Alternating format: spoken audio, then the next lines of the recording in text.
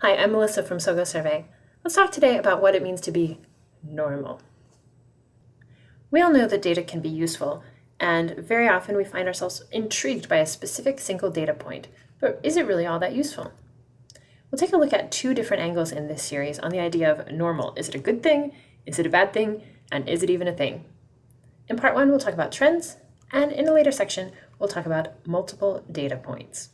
So first up, trends matter. It's really important in the big picture, of course, to know where you are right now. Make sure you're not lost, make sure you know where you're going a little bit. But knowing where you've been gives really useful information that helps to provide analysis about what normal really means.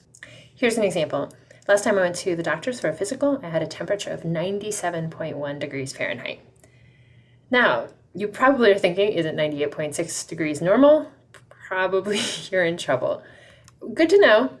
I generally have a low temperature. This is all totally true.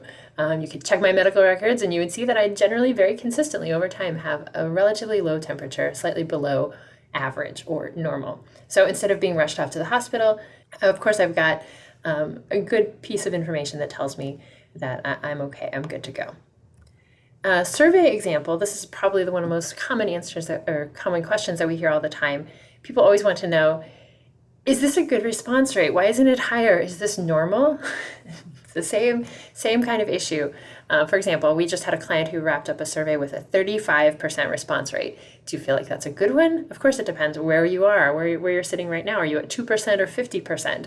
And considering that this client had previously had a normal that was never higher than 6%, that's a pretty good jump, no question.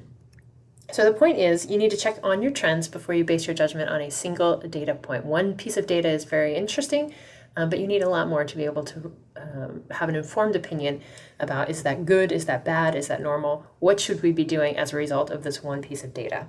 In part two of this series, of course, we'll talk a little bit more about getting the full picture with those multiple data points. If you're asking that same question I mentioned earlier, which is my response rate normal? Why isn't it higher? You could definitely enjoy some of the feedback in our Boost Response Rates webinar. You can click there to join that and check it out on our website as well under webinars. We'd love to have you there.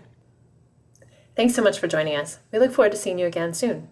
In the meantime, you can follow us on social media at SoGoSurvey or visit our website, sogosurvey.com. See you next time.